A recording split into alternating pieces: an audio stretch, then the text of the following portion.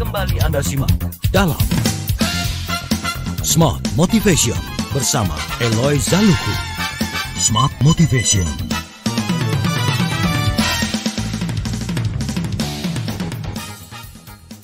Oke, terima kasih Anda masih bersama kami dalam program Smart Motivation bersama dengan Pak Eloy Zaluku. Dan hari ini kita memberikan sebuah pertanyaan besar sih sebetulnya ya, buat kita sharingkan bersama-sama.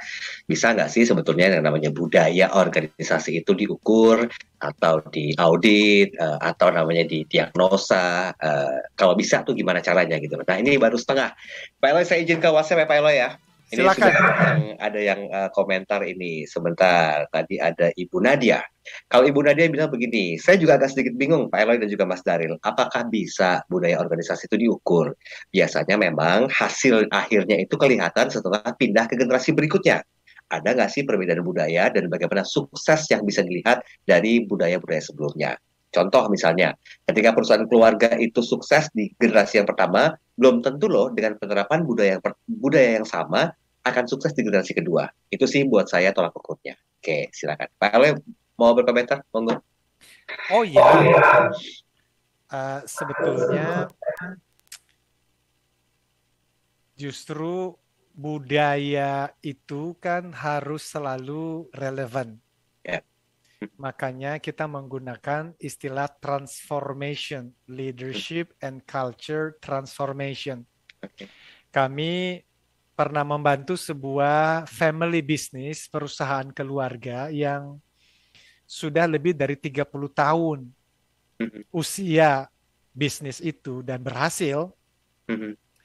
Kalau kita ngobrol dengan founder atau pemilik ya perusahaan, nggak pernah berpikir tuh mengenai budaya, nggak pernah berbicara juga mengenai istilah budaya itu. Tetapi apakah ada budaya di dalam perusahaan itu? Ya ada. Nyatanya beliau punya prinsip-prinsip tertentu yang digunakan selama bisnis. Termasuk ketika merekrut karyawan, ternyata beliau punya semacam prinsip-prinsip yang kudu ada. Kalau nggak ada di orang tersebut, beliau tidak akan rekrut. Nah, itu budaya sebenarnya. Nah, cuman pertanyaannya, prinsip-prinsip yang digunakan 10 tahun, 20 tahun, 30 tahun yang lalu, masih relevan nggak sampai sekarang? Contoh, kalau bicara tentang alignment, menyelaraskan apa yang menjadi strategi perusahaan dengan seluruh karyawan. Maka kalau kita bertanya kepada, let's say, baby boomers atau Gen X deh ya, yang usia 50 tahun ke atas misalnya gitu. Gimana caranya Om untuk bisa menyelaraskan nih strategi agar seluruh karyawan itu bekerja seperti yang diharapkan oleh perusahaan? Lah mereka ngomong apa? Oh gampang. Gimana caranya? Ya katakan kepada mereka dong supaya mereka ikut. Kalau nggak ikut, ya omelin aja. Kita akan ngomong begini, Om. Gaya itu mungkin saja berhasil sampai tahun 2010. Di 2022 udah nggak bisa, Om. Nah, karena itu berarti harus terjadi perubahan budaya. Nah, apa yang dikatakan Ibu Nadia tadi, ya betul. Ketika generasi pertama berhasil mencetak ya kesuksesan bisnis, ya iya. Beda cerita dengan yang terjadi sekarang ya Mas Daril. Dengan disrupsi ya. Dan dulu ya persaingan terjadi. Tetapi tidak seheboh sekarang.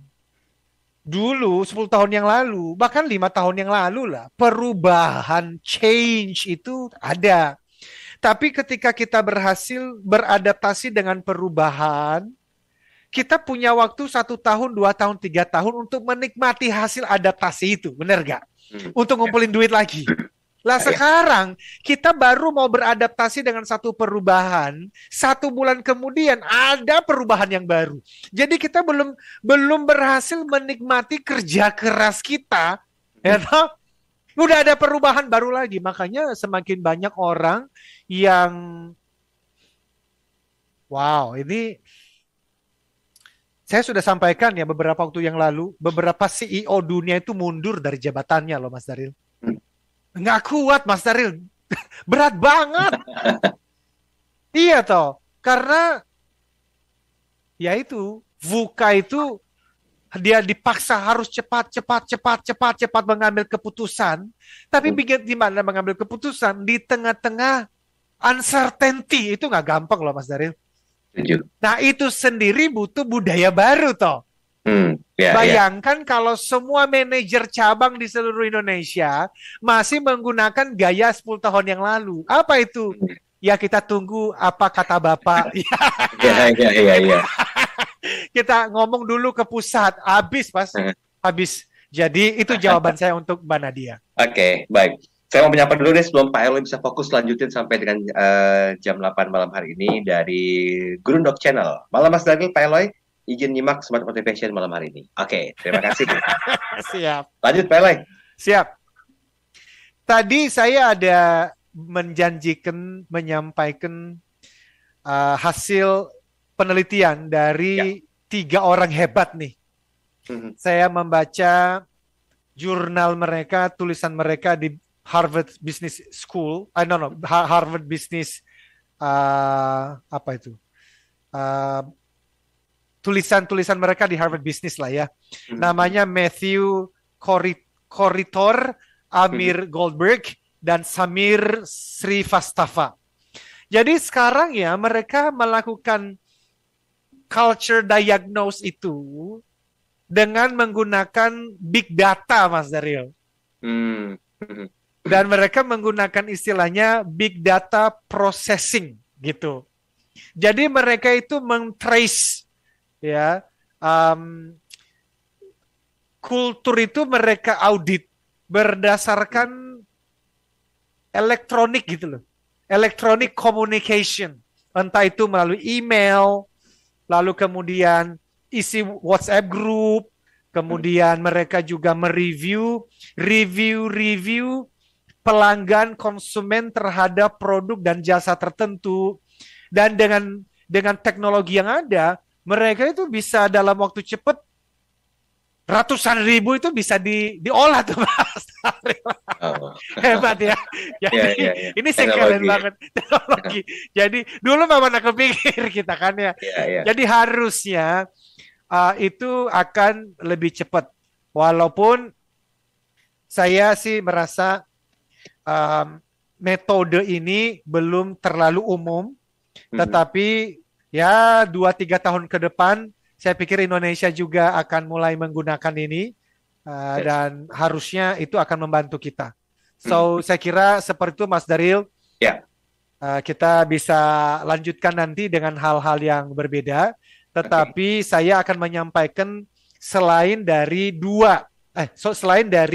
big data tadi, kalau yang dikenal oleh dunia itu ada 3 tools culture assessment yang sangat terkenal, Mas Daryl. Yang pertama dikenal dengan OCI atau OCI. Ya, OCI itu adalah singkatan OCI dulu deh, kita mulai dari OCI itu lebih lama lagi. OCI itu di-develop oleh 2 orang ya yang sangat ternama juga dalam dunia budaya, namanya Profesor Cameron dan Quinn.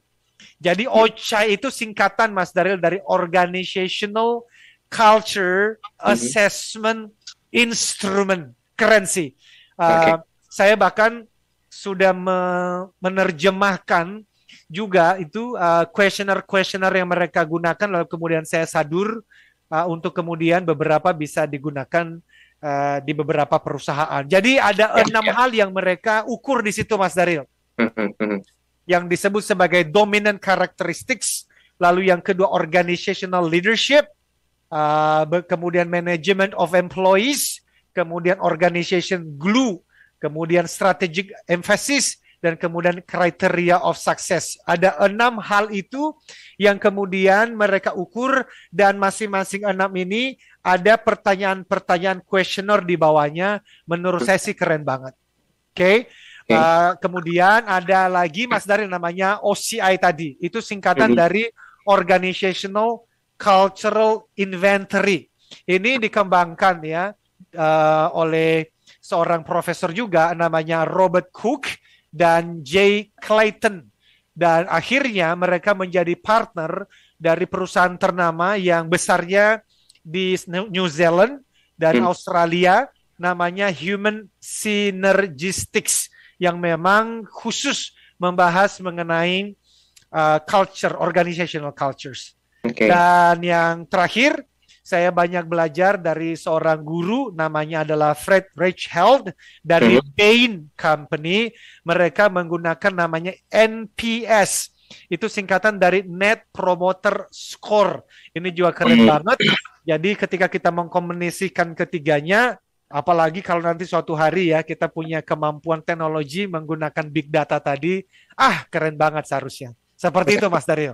Berarti bisa dibilang ada kok ya tools-tools yang bisa kita implementasikan untuk mengukur sebuah budaya dalam sebuah organisasi ya Pak Eloy ya.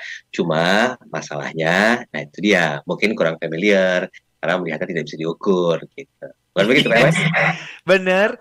Dan Mas Daryl, kalau mengharapkan hasil yang valid, kita ngomong jujur nih ya. Ya.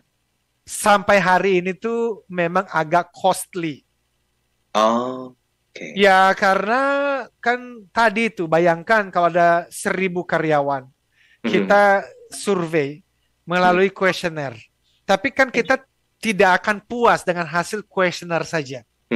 Kan kita akan adakan yang namanya interview, kita wawancara. Ya.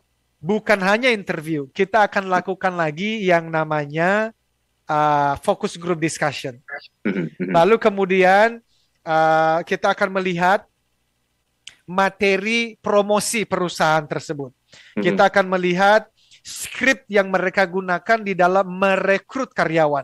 Kita akan observasi ketika mereka mewawancara karyawan apa yang mereka cari. Jadi ada Mas Daryl, tetapi kalau mengharapkan hasil yang valid banget, it takes time. Karena itu biasanya saya punya pendekatan begini. Bagaimana kalau kita mengukur suhu badannya saja dulu. Yang penting kita lay down dulu culture yang kita memahami ini relevan untuk kondisi saat ini. Nanti kalau kemudian ada kebutuhan khusus, misalnya merger antara dua perusahaan, maka bolehlah kita melakukan diagnosa yang lebih mendalam. Tapi kalau tidak sampai kebutuhan seperti demikian, biasanya saya mengatakan kita mulai dari yang paling sederhana dulu saja. Itu Mas Daryl. Ya, tapi jangan beranggapan bahwa memang culture survey itu nggak bisa diukur ya dari sebuah organisasi ya. Bisa ya. Bukan jadikan itu pembenaran ya Pak Eloy ya. Karena costnya banyak ya. Oke, kita break dulu Pak Eloy. Ngopi dulu, biar santai malam hari ini. Tinggal satu sesi terakhir dan satu komentar yang masuk di WhatsApp. Kami akan segera kembali setelah jeda iklan komersial berikut ini.